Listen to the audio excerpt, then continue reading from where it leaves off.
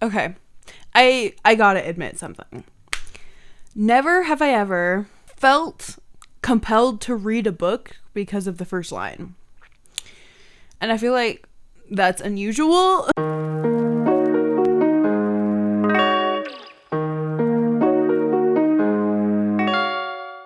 Personally, I have a really horrible time with starting a book.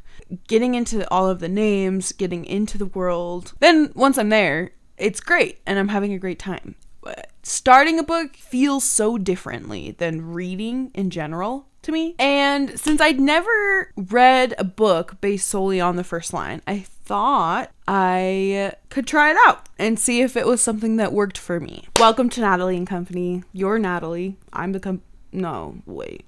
Natalie, you're the company, and together we dive deep into the book realm, exploring it in all of its many aspects, picking books to read based entirely on just their first sentences. If the first sentence doesn't pull me in, I gotta put it down and find something else to read. I have no idea how long this is gonna take me. I have a very expansive TBR right here of books on my shelf that I have been wanting to read. We're gonna go through and we're gonna check out the first line of some of these books. Okay, first on my TBR that I've had, A Day of Fallen Night. I picked up Pride of the Orange Tree maybe like 2 months ago and it was really, really wonderful. I enjoyed it immensely. Let's open up and read the first line. Her name was Dumai, from an ancient word for a dream that ends too soon. Honestly, that was a pretty good first line. Does it make me want to read the subsequent 600 pages that come after it? I don't think so. Next, we have My Brilliant Friend. We have a dedication. There's a quote by Faust. An index of characters. This morning, Reno telephoned. We'll do one more. I thought he wanted money again, and I was ready to say no.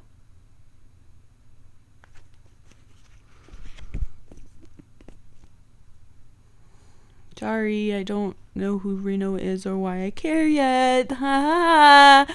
Let's pick a different one. I have Death with Interruptions by Jose Saramago, winner of the Nobel Peace Prize for Literature. The following day, no one died. That's a really strong opener. Okay, we're gonna put it in a maybe pile because I'm indecisive and I need more than 2 piles. Next, I have My Friends by Emmanuel Bove. When I wake up, my mouth is open. We'll give it one more. My teeth are furry. It would be better to brush them in the evening, but I am never brave enough. We're just gonna set that away. That's fine. That's okay. I'm not doing this because every book needs to have the best first line ever. I'm doing this because I've never felt that connection to a first line or never even consciously felt it. So I am trying to induce a high. I'm trying to induce a very specific high here, okay? This is my most recent purchase. I have A Far Wilder Magic by Alison Saft, and let's crack it open. Margaret shouldn't be outside tonight. It's too cold for mid-autumn. The kind of cold that catches even the trees out. Yes. The weather, the most exciting thing to start your book with. I'm meaning to pick Almond by Won Pyong-son up. So let's see what the first sentence here is. I won't tell you whether it has a happy ending or a tragic ending. Mm-hmm. But isn't that every book? You don't know if it has a happy ending or a tragic ending. Memorial by Brian Washington. Mike's taking off for Osaka, but his mother's flying into Houston. Bored. Okay, things aren't looking good. Normal People by Sally Rooney, because I still haven't read anything by her. Marianne answers the door when Connell rings the bell. I'm bored. All of these lines are bored. I'm bored. When all of these people say that they picked up and read the first line and then they knew they had to get it, what are you talking about? Can I please experience it? I have 2 more books left in the books that I picked, and then I'm just going to need to start pulling random things off my shelf. All My Rage by Sabatier. The clouds over Lahore were purple as a gossip's tongue the day my mother told me I would wed. Ooh, there we go. That's exciting. See, that includes the name, an introductory name, but it's not just the name. It's more than that. It's evoking imagery and feeling and It's a good option. That's going in the maybe pile. As Long as the Lemon Trees Grow by Zulfa Katu. 3 shriveled lemons and a plastic bag of pita bread that's more dry than moldy sit next to one another. Not good enough to make me want to pick it up immediately. Ha ha ha ha. This is How You Lose the Time War by Amal El Motar and Max Gladstone. When red wins, she stands all alone. Blood slicks her hair. She breathes out steam in the last night of this dying world. Honestly, that kind of makes me want to keep reading. I think we have our first winner of this challenge. That kind of makes me want to keep reading. Okay. Rebecca by Daphne du Maurier. Come on, Daphne. Don't fail me now. Last night, I dreamt I went to Manderley again. What about Beloved by Toni Morrison?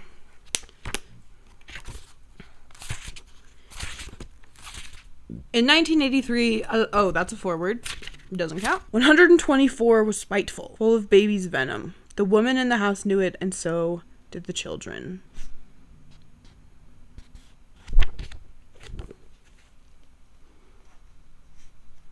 It's okay, Tony. What about It All Turns on Affection by Wendell Berry? One night in the winter of 1907, what we have always called the home place in Henry County, Kentucky, my father, then 6 years old, sat with his older brother and listened as the parents spoke of uses they would have for the money from their 1906 tobacco crop. Sounds like an American lit novel. The Setting Sun by Osamu Dazai, maybe?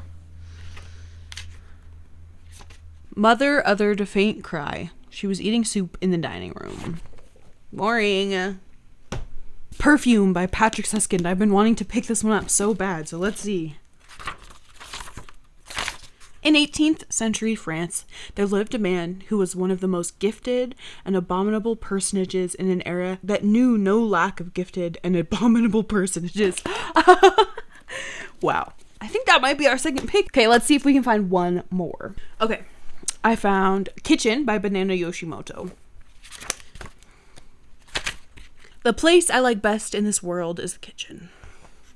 That's very cute, but nope. The Never-Ending Story by Michael Ende. This inscription could be seen on the glass door of a small shop, but naturally this was only the way it looked if you were inside the dimly lit shop, looking out at the street through the plate glass door. That's pretty interesting. If you see, they have the window and it's in reverse, like. Honestly, I'm really intrigued. I know there's not anything special about that description that he just gave, but like the way that it began, and it literally begins right after the trademark page, like there's no introduction or like almost anything to this, and I am really intrigued, actually. I'm really intrigued. Honestly, I think that this might be our third pick. Alrighty. Here we have the 3 books that I have picked based on just their first sentence. So let's get reading and see how this turns out. Okay. Amal El Motar and Max Gladstone, go off. I mean, I knew this book was probably going to be good because like everybody really enjoys it. It's so beautifully written. I love the prose. Hi! Please excuse my AC, it's so hot in here. I'm loving this. I'm 60 pages from the end, and I am so in love with the writing style. So good! I'm like enjoying it so much. It's like on its way to being 5 stars. So maybe the whole first sentence thing kind of worked. When you talk about things like time, I feel like it's only right that you describe these things in such like descriptive and poetic sentences, because there's not really a way to describe or evoke the feelings that time does other than with poetry almost. You know what I mean? There's this like temporariness to both, obviously, that like it's so innate in the writing style of this, and I think it's so genius. I'm just loving the quotes that I'm seeing in here. Words are abstraction. Break off from the green. Words are patterns in the way fences and trenches are. Words hurt. I can hide in my words so long as I scatter them through my body. To read your letters is to gather flowers from within myself. Pluck a blossom here, a fern there, arrange and rearrange them in ways to suit a sunny room. Even poetry, which breaks language into meaning. Poetry ossifies in time, the way trees do. What's supple, whipping, soft, and fresh grows hard, grows armor. If I could touch you, put my finger to your temple, and sink you into me the way garden does, perhaps then, but I would never.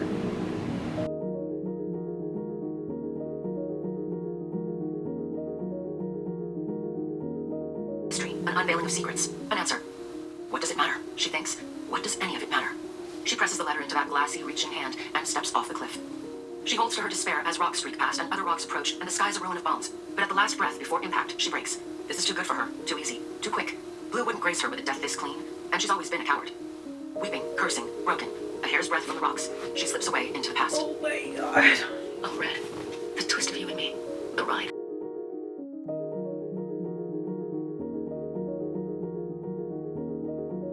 I need to keep strength enough to seal this. What would Mrs. Levitt say otherwise? Or Bess? Or Chatterton? Thank you, Red. It was a hell of a ride. Take care of my Yewberry, my wild cherry, my foxglove. Yours, Blue. Red kills time. She strides through the veils of the past, a woman robed in fire.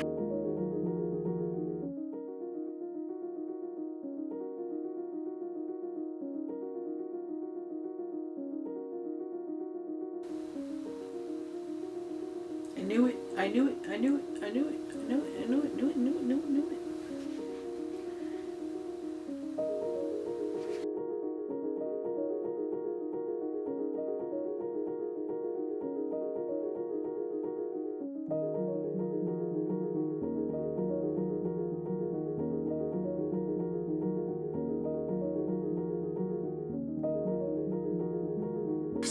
And then Commandant's legions fall upon her like the night.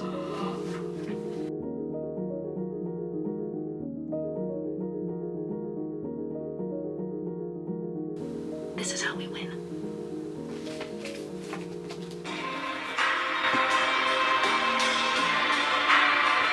This is How You Lose the Time War was written by Ahmad El Mokhtar and Max Gladstone and read by Cynthia Farrell and Emily Woozel. Editing and post-production by Common Mode. This is how you lose the time war, and this is how you write a fucking book. 5 stars. I thought it could potentially be a new favorite. I don't think it's a new favorite, but I do think it still deserves the 5-star rating. It's probably just not going to end up on my favorite shelf, but it's definitely a gem that I have already recommended to several people, in the days since finishing it. I'm a sucker for beautiful prose, so I know that some people might think that it sounds a little pretentious. I honestly don't. I think that it is perfectly done for the themes that and the messages that it's trying to portray, and I really just immensely enjoyed it from beginning to end, as we all saw. So maybe I need to read the first line more often.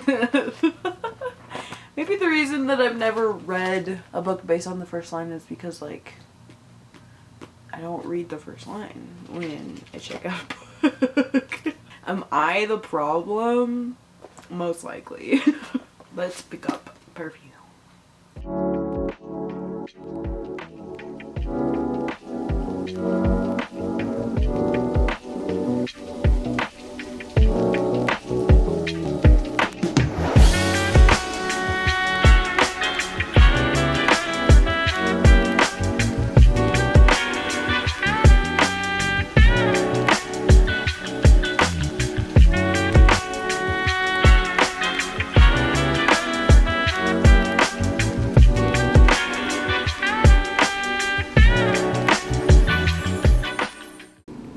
Apologize for my dryer and also for this horrible angle, but I'm being really lazy today. You have to be lazy for your sanity sometimes, because you just gotta do the bare minimum. Bare minimum is still enough. Anyways, Perfume. Halfway through it. It's fine so far. I don't know. There's been some very nice quotes. The sentence structure and descriptions are very nice. The writing itself is very good. It's kind of just meh so far. There's this couple chapters where he's internally masturbating. I don't know if that's a spoiler if that's TMI. And I just thought that they were written so weirdly. Like, they fell out of place comparative to the, like, 100 pages that I had read before it. And those interior scenes of our main character just were quite confusing. I'm pretty sure it will be relevant eventually, but it's not super, like, entertaining, I guess. I feel like it's just weirdly paced. That's what it is that, like, there were some parts that were so quick and then, like, years would pass, and it just, like, is weirdly paced so far. If anything, slow. Way slower than I was expecting it to be paced. And I think that that's mostly where my issue is. I feel like you really wouldn't think that a book like this would be a 9-hour audiobook, but it is. So that's my horrible halfway update. I feel like that was a horrible update. Well, whatever. Bare minimum, guys. Woo! I just don't get it yet. Hopefully I do soon. But there's only 2 hours left of the audiobooks, so...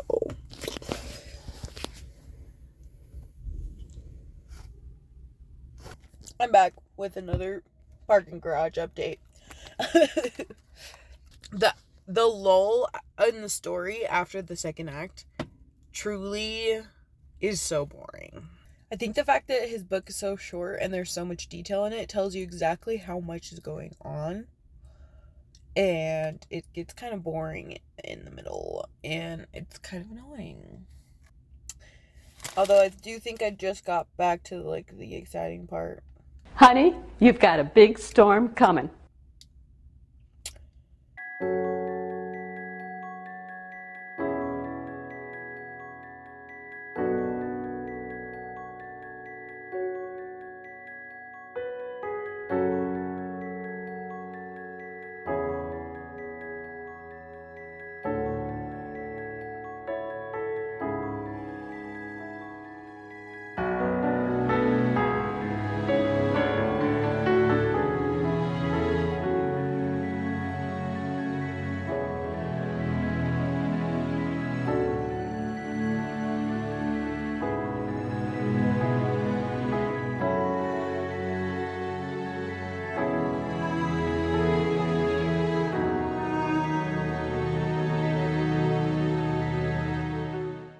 Going into Perfume, I was under the impression that it was, like, gonna be like a cat and mouse, like, protagonist, antagonist, the story of a murder. And it's not like that. It's just, like, a guy doing shitty things and being a shitty person. I have, like, 20 pages left, so we'll see what happens in the 20 pages and if it redeems. Bro, what the fuck is this? Like, oh no, oh my god. You're kidding me. That is how this book ends. I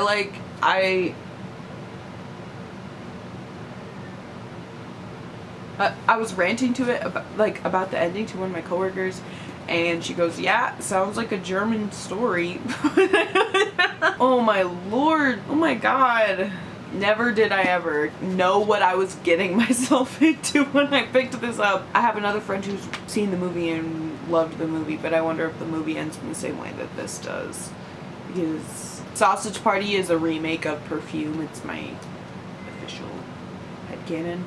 A couple things, right? It's kind of like, yeah, it's about a guy who murders because of his scent. But what does it say that Patrick Suskind was able to describe smell so vividly in so many ways? He had to have spent some time pondering it all, and, like, that's a little weird for me. And then there's a lull in the story, like a severe one, right after, like, the second act, I guess you would say. So much so, I literally was wanting to DNF it right before everything happens at the end, and then everything happened at the end. And it wasn't even, I was expecting some type of, like, oh, like cat and mouse, like a man who's always on the verge of getting caught, because that's, like, what's exciting reading from the part of a horrible person like this. But that wasn't it. It was just, like, a shitty guy running around doing shitty things and getting away with it with no consequences whatsoever. But, like, then there was consequences at, like, the very last 2 pages. It just, like,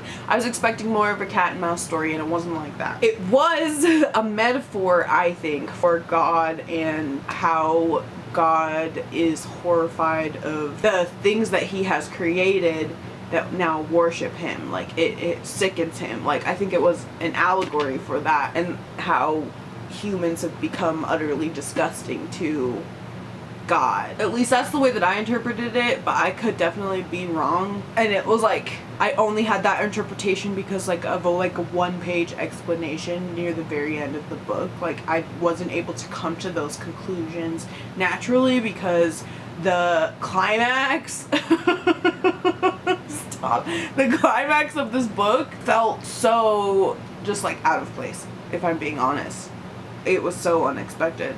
Like it was completely different from the tone of, or like it just wasn't in line with what like the entire rest of the book had led me to feel about what it was. And maybe that was on purpose, maybe it was a lot of misdirection, but like I don't know, it in a way it just feels out of place.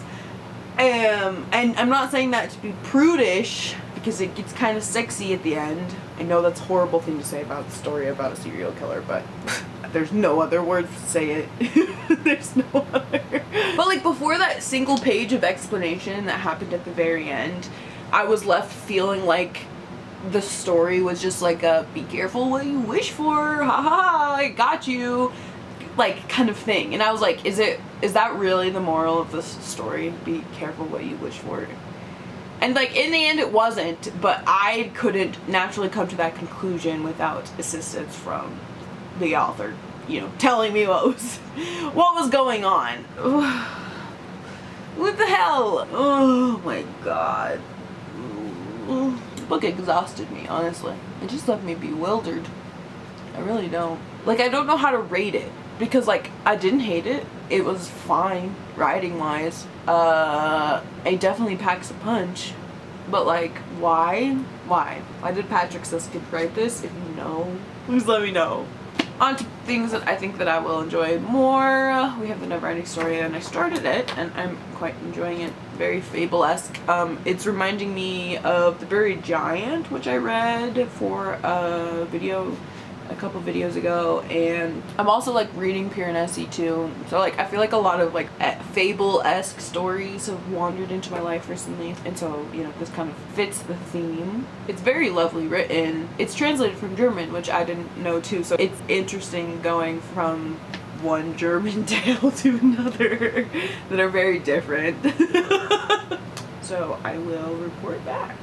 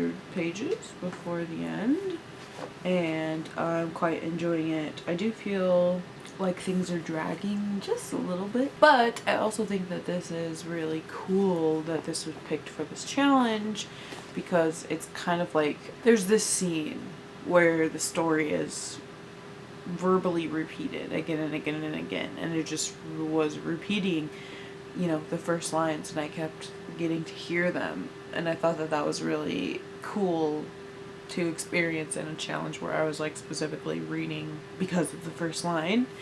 Because I had been pulled in from the very, very beginning of this, it made the experience of this book enhanced, because part of the theming of this book so far is the power of want, the power of wishes, of drive.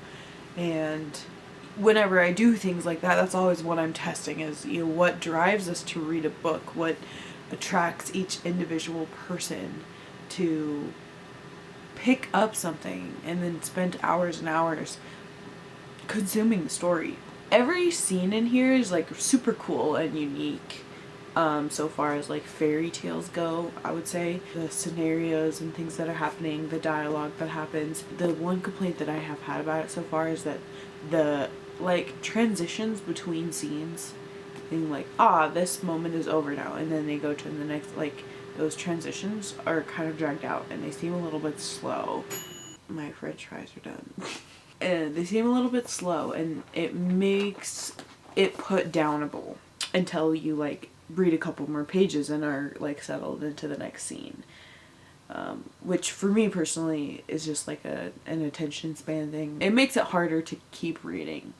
This is stopped being predictable and like what I was expecting it to be literally halfway through the book. Like there was more than 200 pages left when I was like, okay, that was all that I was seeing gonna happen. Now what's gonna happen? I've had no idea since then. So that's pretty cool, because I feel like that's pretty unusual for fairy tales. Not like a children's book, like it's a fairy tale, and I'm a bit, I think fairy tales are for everybody, because no one is impervious from improving themselves. Part of the theming of this. So I'm gonna go finish this up, and I will talk to you in the morning. Hello, good morning.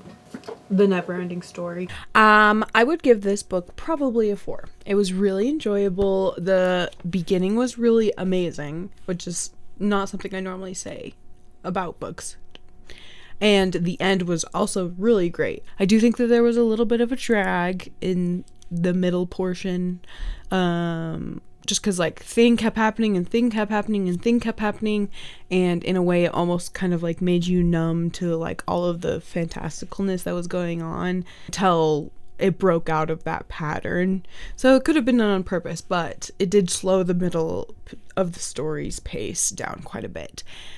I think that this is really great because it gives you the impression that it's going to be about all of the usual things that books about stories are, right?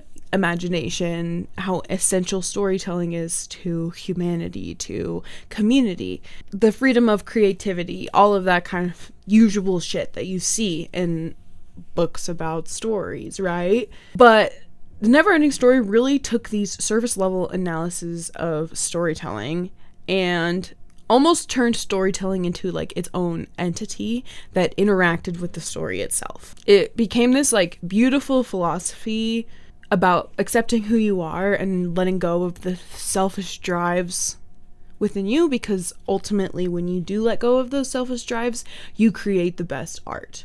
It's about repentance and the journey of self-forgiveness and what it takes to make things up to people that you have wronged, even accidentally. It's, the dissolution of selfish desires and replacing them with the honor of loving another. The nuances of the themes here just get so specific and detailed, which is really great, because I feel like that's not something... you don't get that depth from books about books, and I think that's probably why some people don't like it, because they do kind of, repeat the same things about how essential storytelling is to who we are as people. They don't explain why, though. And I feel like this book explains why. And I think that it does such a great job at doing that. It has like so much to be said about dreams and wishes and what it takes to follow them without hurting others, and what it takes to follow them without losing yourself. The imagery of the chapter, The Picture Mine, is some of my favorite imagery of any fantasy book that I've ever read, because the concept and the ideas of the broken dreams being mined is something that has so much depth of thought. And I enjoyed, that was probably one of my favorite parts of the whole book, which I'm glad, because I did feel like a little bit of a drag through the middle. So I'm glad that the end really was able to pull it all through, because it made it so that the little bit of a drag in the middle of the story wasn't really that big of a deal. Overall, though, I did really truly enjoy this book, and I thought it was just so interesting that in a challenge where I was experiencing or encountering like the physical word of a book and interacting with it, like, was also like incorporated into the plot of this book. It was a great book to end this challenge with, basically. Speaking of this challenge, we're done with it. honestly, this was quite the journey here. We have a 5-star, 4-star, and mindfuck, basically. I feel like that's what I get for reading based off of only the first sentence, because, like, you really can't tell very much about a story other than the fact that you want to keep reading. There's no, like, other, like, further indicators of tone or anything. I think even though Perfume left me so entirely bewildered, I will probably be hanging on to it, because it was definitely, like, a unique reading experience, to say the least. Even with the fact that you can't tell much about what the books are going to be with just the first sentence, I relatively enjoyed these more than, you know, some other challenges might bring about, which I thought is interesting. And I think that's a me thing, because I have such a hard time with beginnings. And maybe if I were to use the you know, habit of reading based off of just the beginning of the book, it would be easier for me to get into things faster. They wouldn't seem so intimidating, because I would know that the beginning was already there for me. But I also do love a slow burn. So, like, that's the thing, is when you find a story that slowly shows you all of the tiny puzzle pieces and slowly puts them together, like, at such a rate that you don't even know that you're seeing the full picture until there's, like, the big zoom out at the very end. Like, I do love stories that get put together like that. It's so hard for me to start them. Let me know if you have feelings about reading books based on, you know, their hook. How do you decide what you are going to pick up to read next? There are just so many different ways to select your book choices, and I think that all of the different ways are so interesting and telling of the innate things that people are actually looking for. Let me know what your favorite way is to pick out what your next read is going to be. I'd like to hear it. Thanks for keeping me company here at Natalie and Company. I'm Natalie, you're the company, and hopefully you will be the company next time a video shows up. Like, comment, and subscribe. We have a full summer of reading planned ahead of us together, as long as you stick around. So, thanks for hanging out, and have a good night. Even though it's very clearly daytime in this shot.